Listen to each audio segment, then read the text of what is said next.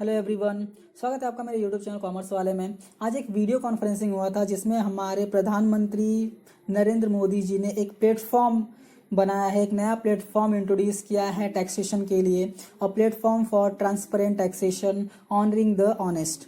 इसके बारे में मैं ब्रीफ में यहाँ पे डिस्कशन करने वाला हूँ इस वीडियो में। तो वीडियो स्टार्ट करने से पहले अगर आपने चैनल को सब्सक्राइब नहीं किया तो सब्सक्राइब कीजिए, बेल आइकन प्रेस कीजिए। बेल आइकन प्रेस करने के बाद आपको ऑल पे क्लिक करना है ताकि मेरे जो भी लेटेस्ट वीडियोस रहें उसके नोटिफिकेशंस आपको मिल जाएं। तो यहाँ पे 3 टॉपिक के बारे में बात की गई है। पहला faceless assessment, faceless appeals and taxpayers charter. इसमें से जो faceless assessment and taxpayers charter है वो आज से ही अप्लीकेबल हो गया है, दैट मीन 13 अगस्त 2020 से अप्लीकेबल हो गया है। फेसलेस अपील जो है वो 25 सितंबर से अप्लीकेबल होगा। तो यहाँ पर क्या कहा गया है आप देख सकते हैं, एनी असेसमेंट, कोई भी असेसमेंट अदर देन एक्सेप्शन, कुछ एक्सेप्शंस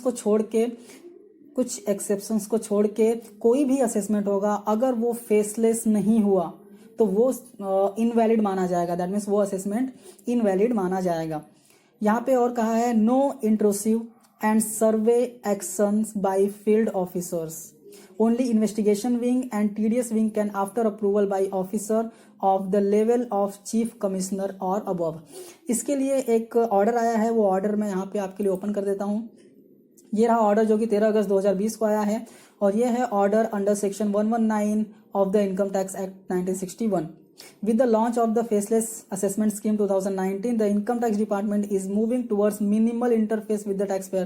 That means अभी बहुत कम इंटरफेस होगा टैक्स ऑफिसर और असेसमेंट ऑफिसर्स का, सॉरी टैक्स पेयर्स का और असेसमेंट ऑफिसर्स का, aiming at significant improvement in delivery of services and greater transparency in the working of the department.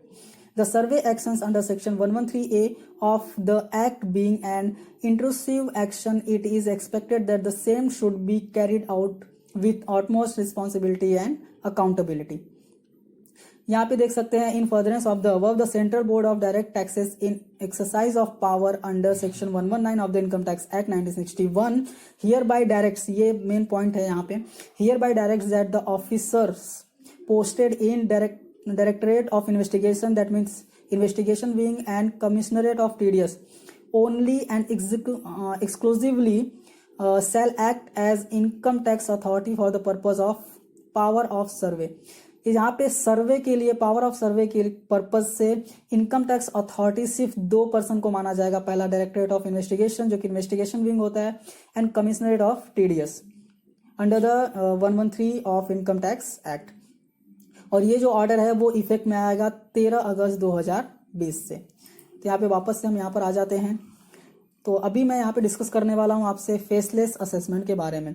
इसके ऑब्जेक्टिव्स पढ़े जाएं तो imparting greater efficiency, transparency and accountability, that means अभी ज़्यादा efficiency, transparency and accountability होगी, and eliminating physical interface between the tax payer and tax officers, that mean tax payer और tax officer में अभी कोई भी इंटरफेस, फिजिकल इंटरफेस नहीं होने वाला है, सब फेसलेस होने वाला है।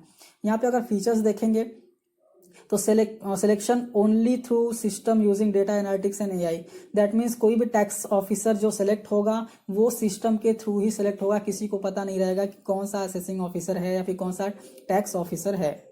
यहाँ पे है abolition of territorial jurisdiction, automated random allocation of cases. यहाँ पे फॉर एग्जांपल पहले क्या होता था, अभी सपोज फॉर एग्जांपल अब जो एसएससी है अगर वो मुंबई का है तो आपको जो असेसिंग ऑफिसर या टैक्स ऑफिसर मिलता था वो मुंबई का मिलता था, बट अभी ऐसा नहीं होगा, आपको पता नहीं चलेगा कि कौन आपका असेसिंग ऑफिसर है, क्योंकि यहाँ पे पूरा फेसलेस असेसमेंट होने वाला है। नेक्स्ट है central issuance of notice with document identification number, that means जो भी नोटिस आपको इशू किया जाएगा उस पर एक डॉक्यूमेंट आइडेंटिफिकेशन नंबर रहेगा ही रहेगा। विदाउट डॉक्यूमेंट आइडेंटिफिकेशन नंबर आपको कोई भी नोटिस नहीं आएगा। No physical interface, no need to visit income tax office. Team based assessment and team based review, draft assessment order in 1 city, review in other city, finalisation in 3rd city. अभी पहले क्या होता था कि draft, review and finalisation कुछ एक ही tax officer करता था, बट अभी ड्राफ्ट कोई और करेगा, कोई और करेगा, रिव्यू कोई और करेगा, और फाइनलाइजेशन भी कोई और करेगा। मतलब अभी कोई भी एक, मतलब किसी एक पर्सन के अंदर को तीनों काम कोई एक पर्सन नहीं करेगा, सारे काम वो अलग अलग पर्सन यहाँ पर करने वाले हैं। अभी हम यहाँ पे देख लेते हैं फेसलेस अपील के बारे में। इसके फीचर्स क्या हैं? तो appeal to be randomly allotted to any officer in the country. Same है, यहाँ पे भी किसी भी ऑफिसर को अपील अलॉट किया जा सकता है। क्योंकि ये फेसलेस है तो यहाँ पे अभी जो टैक्स पेयर है उनको ऑफिस में जाना नहीं है, सो ये यहाँ कंट्री में किसी को भी अलॉट कर देंगे तो सब ऑनलाइन ही यहाँ पे प्रोसेस होने वाले हैं। The identity of officer deciding will be remain unknown. अभी आपको कौन सा टैक्स ऑफिसर आएगा इसकी आइडेंटिटी हमेशा अननोन ही रहेगी। No need to visit the office या फिर ऑफिसर। यहाँ पे the appellate decision will be team based and reviewed. यहाँ पे जैसे मैंने बताया ड्राफ्ट कोई और करेगा, रिव्यू कोई और करेगा, फाइनलाइज कोई और करेगा। यहाँ पे जो एक्सेप्शंस है, एक्सेप्शन दोनों के लिए हैं, फेसलेस अपील के लिए भी एंड फेसलेस असेसमेंट के लिए भी। यहाँ पे 3 दिए हुए हैं। सीरियस फ्रॉड कोई रहेगा, मेजर टैक्स इवेशन रहेगा, सेंसिटिव एंड सर्च मैटर्स रहेंगे, ये एक्सेप्शंस है। International taxation and black money act and बेनामी प्रॉपर्टी, ये 3 है जो कि एक्सेप्शन केस में है। यहाँ पे आपको टैक्स ऑफिसर से मिलना पड़ सकता है, आपको विजिट करना पड़ेगा।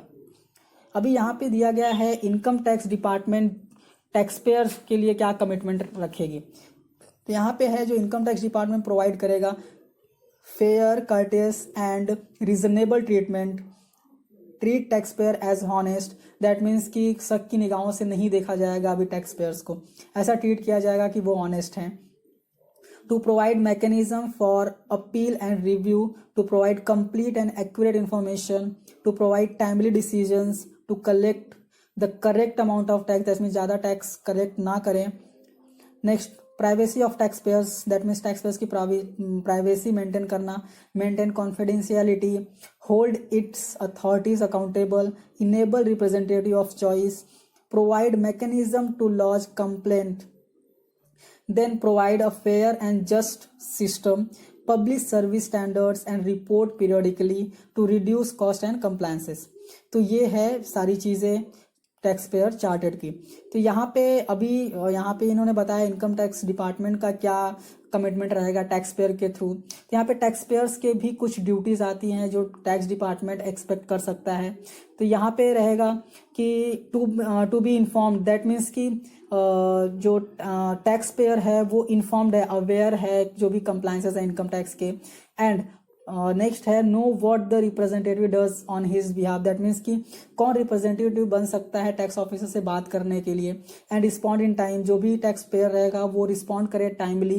एंड कीप एक्यूरेट रिकॉर्ड, और अपना एक्यूरेट रिकॉर्ड रखा हुआ रहना चाहिए। ये सारी चीज़ें एक्सपेक्ट करता है टैक्स डिपार्टमेंट। और ये भी एक्सपेक्ट करता है कि जो भी पेमेंट है वो टाइम से पेमेंट कर ले एंड बी ऑनेस्ट, और ऑनेस्टली काम करे। तो यार ये सारी कुछ चीज़ें हैं जो ऐसे ये टैक्स डिपार्टमेंट भी एक्सपेक्ट करता है टैक्स पेयर से। तो ये सारी चीज़ें हैं जो है टैक्स पेयर चार्टर मैंने यहाँ पे बता दिया आपको। जितनी भी इन्फॉर्मेशन मेरे पास अवेलेबल थी मैंने यहाँ आपसे शेयर कर ली हैं। और अगर ये सारी चीज़ें आपको चाहिए डाउनलोड करने के लिए, लाइक ये पीडीएफ जो मैंने यहाँ पे ओपन किया हुआ है, पीडीएफ अगर आपको डाउनलोड करने के लिए चाहिए तो मैं इसको अपने टेलीग्राम चैनल पर अपलोड कर दूंगा, आप वहाँ से जाके डाउनलोड कर सकते हैं। उसका लिंक मैं आपको डिस्क्रिप्शन में दे दूंगा टेलीग्राम चैनल का, जिससे कि आप जाके ये सारी चीज़ें डाउनलोड कर सकते हैं। आई होप ये आपको समझ में आ गई होंगी। और भी कुछ क्लैरिफिकेशन आता है तो उसका वीडियो मैं बना दूंगा। तो इसीलिए अगर आप चैनल पर नए हैं तो चैनल को सब्सक्राइब कीजिए, बेल आइकन प्रेस कीजिए। बेल आइकन प्रेस करने के बाद आपको ऑल पे क्लिक कीजिए, ताकि मैं जब भी वीडियो अपलोड करूँ तो उसका नोटिफिकेशन आपको मिल जाए और आप मेरे वीडियो से अपडेटेड रह पाएँ। तो thank you so much and all the best.